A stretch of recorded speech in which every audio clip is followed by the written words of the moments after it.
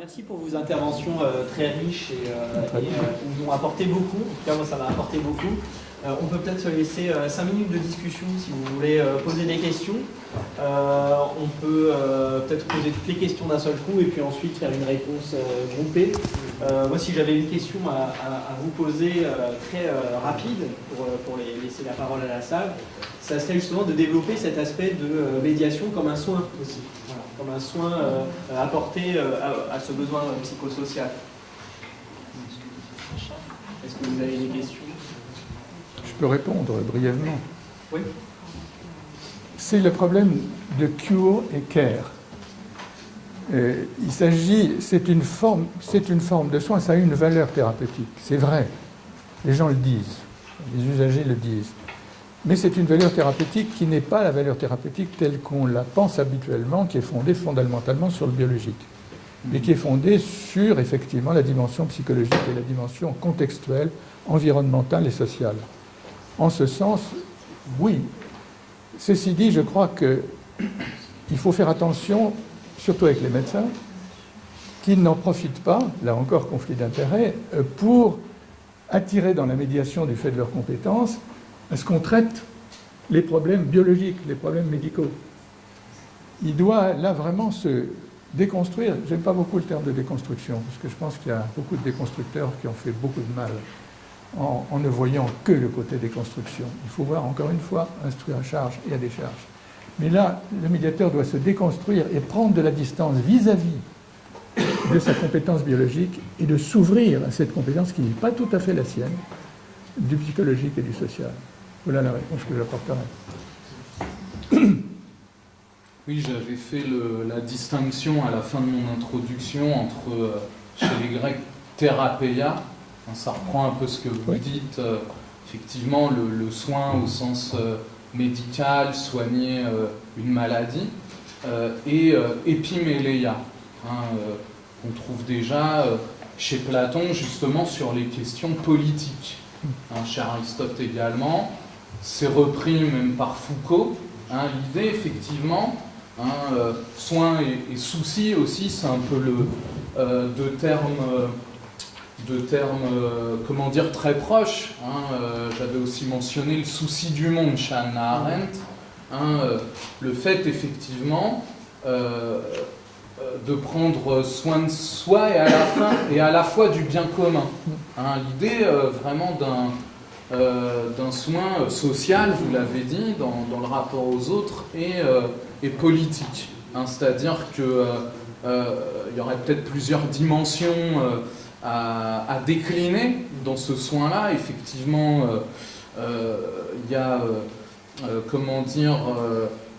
il y a déjà un bien-être, un besoin de se montrer face aux autres, d'être reconnu comme une personne qui a une valeur, qui apporte quelque chose au monde, et puis peut-être d'autres strates, comme effectivement prendre soin du bien commun, de la chose publique, à l'occasion de ces espaces de rencontre. C'est vraiment... épiméléia, c'est vraiment un des termes déjà que Platon utilise pour penser ce souci du politique, de la chose commune. Qu'est-ce qu'on essaye de faire ensemble ? Est-ce qu'on peut se rencontrer pacifiquement, même si on a des discordes ? Il ne s'agit pas, là encore, de faire de la médiation un slogan qui ferait croire qu'on est dans une société consensuelle, mais effectivement, l'idée c'est d'avoir des endroits de soins mutuels par la reconnaissance. J'ai besoin d'apparaître et d'être écouté face aux autres, et réciproquement autrui a ce besoin de reconnaissance aussi, et à l'occasion de ces espaces de pluralité humaine, comme dit Hannah Arendt, comment est-ce qu'on se préoccupe du souci du monde, dont on a la responsabilité en tant que citoyen, la chose publique. Donc, épiméléia, voilà. Juste une petite, peut-être pas une question, mais une remarque qui appellera peut-être des réponses. Je vois bien l'intérêt de la médiation. On a parlé de médiation familiale, de médiation entre deux personnes dans un conflit, mais entre deux personnes, ok, mais apporter la médiation comme ça a été fait, comme un outil qui permettrait de résoudre les maux d'une institution, voire d'un système économique, ça me semble un peu à la limite en besoin, parce que vous avez quand même dressé un tableau général au début qui justifie votre démarche. Et donc c'est vraiment, ce tableau il apparaît comme un outil de justification de ce que vous faites. Et ce tableau, je suis désolé, mais c'est un tableau qui appelle autre chose que de la médiation. Que, le problème de l'hôpital aujourd'hui, le problème de la maltraitance, le problème du manque de moyens, le problème des EHPAD, c'est un contexte économique, politique et culturel qui demande du conflit social, qui demande des grèves, qui demande des plaintes, qui demande des tribunaux, qui demande... Voilà, et la médiation, elle apparaît, moi, dans votre discours, comme une sorte d'outil de pacification sociale. À un moment donné, vous dites, bingo, la plainte est enlevée. Dommage, parce que la plainte, peut-être, elle était légitime, et que ce frère, il aurait dû aller au tribunal pour mettre le directeur devant ses responsabilités, et pour qu'il y ait un changement structurel qui organise. Moi, je trouve que face au constat que vous avez fait, c'est pas la médiation le bon outil. C'est au contraire l'organisation de communautés critiques de personnes concernées qui s'auto-forment dans une conscience élevée du contexte politique dans lequel on est, pour qu'il puisse y avoir un rapport de force qui soit moins dissymétrique entre une institution qui les écrase et des patients qui sont seuls et qu'on va essayer de calmer dans une médiation comme outil de pacification. Alors moi, je suis assez critique finalement contre ces outils-là parce que j'ai l'impression, et vous dites qu'il faut que ça soit au plus des personnels de santé, c'est mieux dans les hôpitaux. Bon. Est-ce que c'est pas des outils pour continuer à faire ce qu'on fait, sans que ça fasse trop de bruit?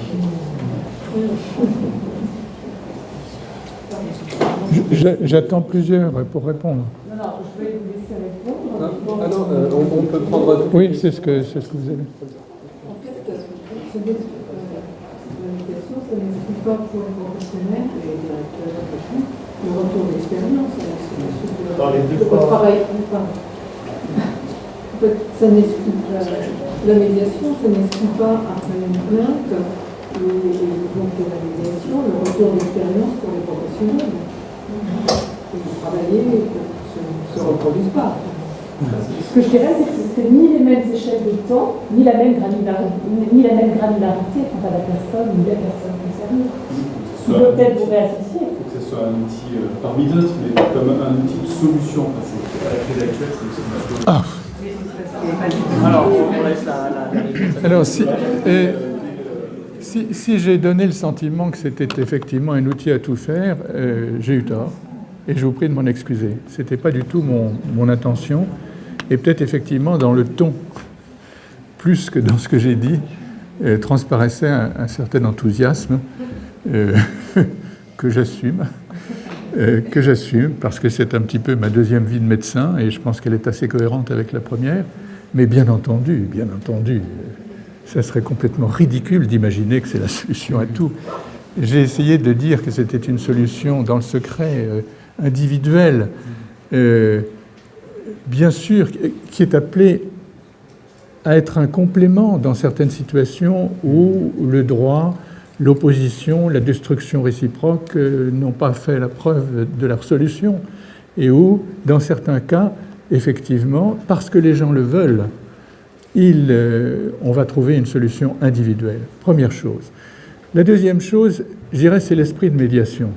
Alors là aussi, c'est un peu... Il est hors de question de remettre en question les syndicats, toute l'organisation qui a son rôle. La politique, bien sûr, c'est quelque chose de beaucoup plus humble. Et puis, vous savez, la médiation en santé, elle est très émergente. C'est encore très peu de choses. Et la plupart des gens qui l'exercent ne sont pas formés. Donc souvent, et ça se passe dans des conditions qui ne sont pas satisfaisantes. L'esprit de médiation, c'est autre chose. Je pense que déjà, pour l'avoir vécu, ça change les gens de pratiquer la médiation. C'est un exercice d'humilité, de désappropriation et d'écoute qui peut déjà se transférer dans son propre comportement à l'extérieur. Et je peux témoigner, je ne suis pas le seul, je crois que me semble avoir moins de préjugés, je veux dire, incontournables. Écouter un petit peu mieux, peut-être. Alors, c'est un niveau qui est très individuel, mais dans un établissement, ça peut retentir. Et je donnais l'exemple un peu rapide, et je termine là-dessus, de cette directrice qui m'a demandé 4 médiations. Et elle a, à la suite de ces médiations, fait son profit et finalement était beaucoup plus attentive et dédiée des temps assez longs à des familles qui posaient des problèmes et les a résolus avant la médiation. Et puis, je dirais, si je vais mettre une petite connotation sur laquelle je terminerai là véritablement, c'est on est dans une ambiance d'opposition qui s'accroît. Je crois que tout le monde est un petit peu d'accord, et que la première réaction, c'est d'avoir une opinion incontournable, une conviction inébranlable. Regardez, 50% des électeurs de la présidentielle. Une conviction inébranlable, bien entendu, donc on n'ébranlera pas, et d'aller à l'affrontement. J'ai raison, et pan, ça y est. Et si finalement, par des petits procédés comme ça, par une ambiance qui pourrait, autour d'un certain nombre d'exercices de médiation et de la fonction d'un comité d'éthique, changer l'atmosphère, faire évoluer l'atmosphère vers l'écoute réciproque, je pense qu'on aurait gagné un petit élément. Une chose encore que je voudrais ajouter, tout le monde se plaint. Et peu de gens prennent leurs responsabilités. Rappelons-nous ce que disait Kennedy à Berlin, avant de dire qu'est-ce que la nation peut faire pour moi, je me pose la question, qu'est-ce que je peux faire pour la nation? Et là, on n'est pas du tout dans ce schéma. Et pourtant, il est essentiel dans la reconstitution du lien social. Question d'éducation. Moi, j'entends bien et j'adhère à la démarche.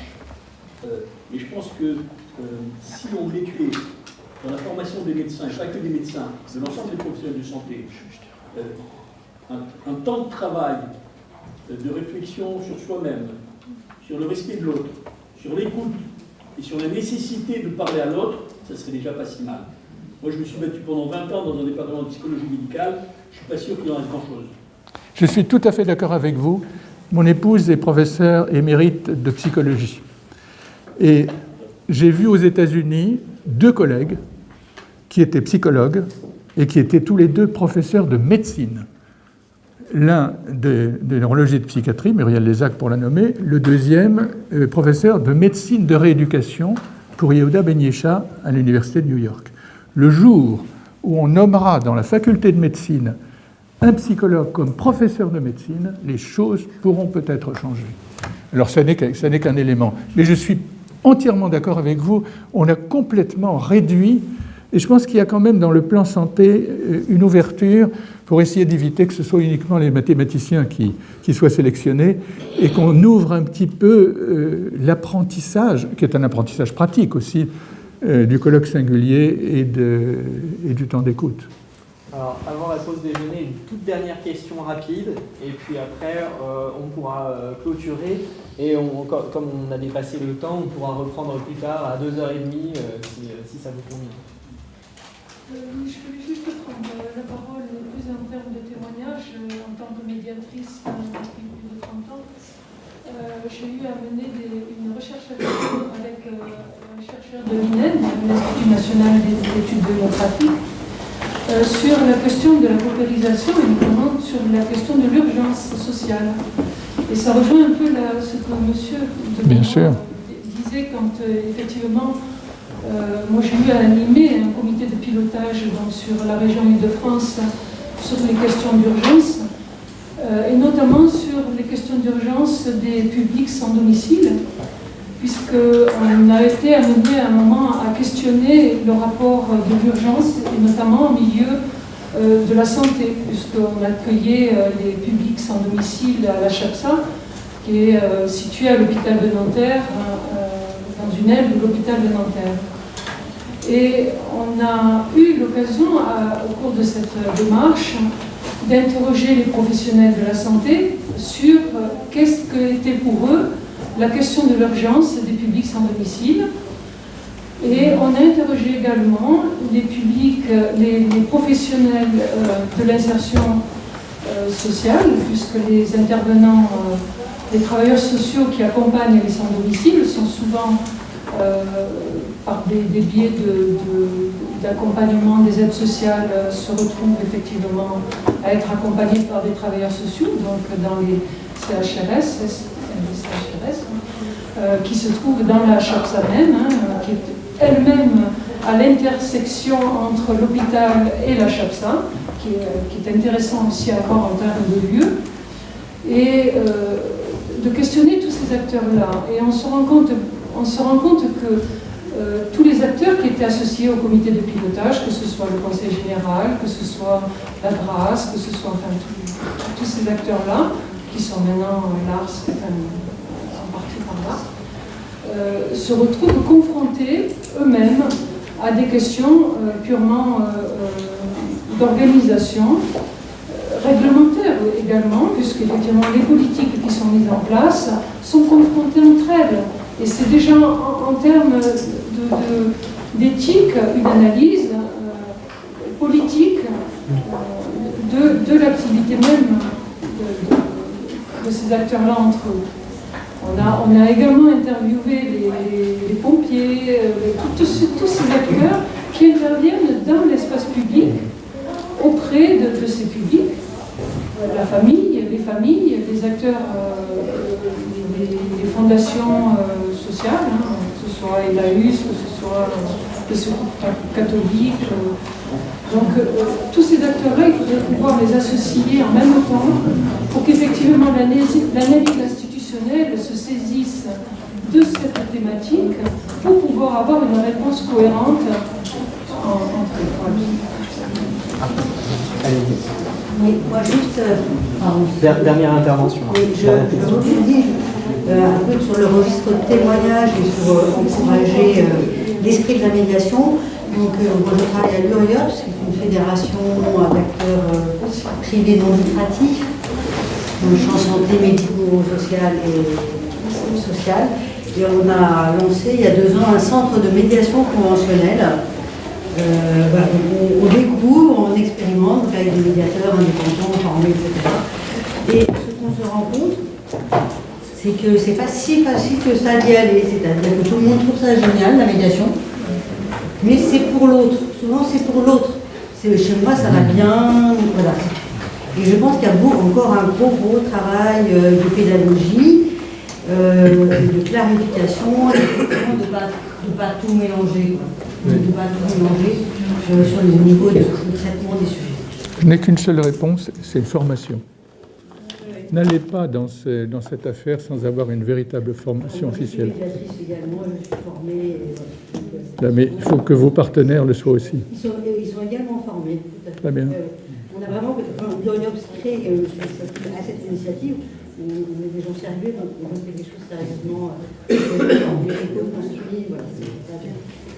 Juste pour faire écho à ce qu'a dit Léo Coutelec, moi évidemment je ne vais pas répondre sur le même niveau, je n'ai pas les mêmes enjeux au vu de l'expérience que j'ai relatée, mais en tout cas j'avais bien fait attention de conclure là-dessus sur le fait que les penseurs de la médiation eux-mêmes, comme Jean Caunes, comme d'autres, comme Gellereau, disent attention, ce concept-là ne doit pas servir de slogan pour donner le sentiment d'une société consensuelle où tout va bien. C'est aussi un outil pour faire émerger du conflit. Oui. Donc, dans l'esprit justement de Hegel, Habermas, il y a des opinions opposées, il y a des points de vue, des valeurs contradictoires. C'est aussi un peu ce que disait Sébastien, mettons-les sur la table. Mettons-nous d'accord sur ce sur quoi on n'est pas d'accord pour pouvoir avancer. Des désaccords. Ouais, des désaccords féconds. Après, il y a des gens qui vont tomber d'inanition. Mais allez-y. Je voulais dire quelque part qui que bien sûr il fallait une formation peut-être très spécifique dans un contexte médical, auquel cas il faut, moi à mon avis, le médecin peut avoir un plus, mais pas forcément. Mais quelque part, on est tous un peu médiateurs. C'est-à-dire quand on est en conflit avec quelqu'un, à un moment donné, on va quand même chercher la solution. On ne va pas forcément chercher tout le temps l'affrontement, qui est une tierce personne ou pas. Alors peut-être que c'est très utopique, mais je pense que cultiver la médiation, c'est quelque chose que chacun doit faire à son niveau. Pas forcément dans un contexte très structuré et voilà. Donc quand on arrive à cultiver ça en amont, peut-être qu'on gérera aussi moins de conflits dans des contextes plus compliqués. Je parlais de la médiation, je dirais outil. Oui, mais je parle que ça. Mais c'est de la même façon que le conflit, c'est la vie, la médiation, c'est aussi la vie. Oui, voilà. Les femmes sont meilleures que les hommes. Alors je suis désolée, moi je n'adhère pas du tout à ce genre de choses. Eh ben, Alors, vous avez peut-être rencontré des femmes qui étaient meilleures, donc ça vous donne des a priori, mais je crois que... Non, c'est pas un a priori, c'est une donnée d'expérience. On fera qu'il faut un médiateur ou une médiatrice. Je sais pas. Tout à l'heure. Merci.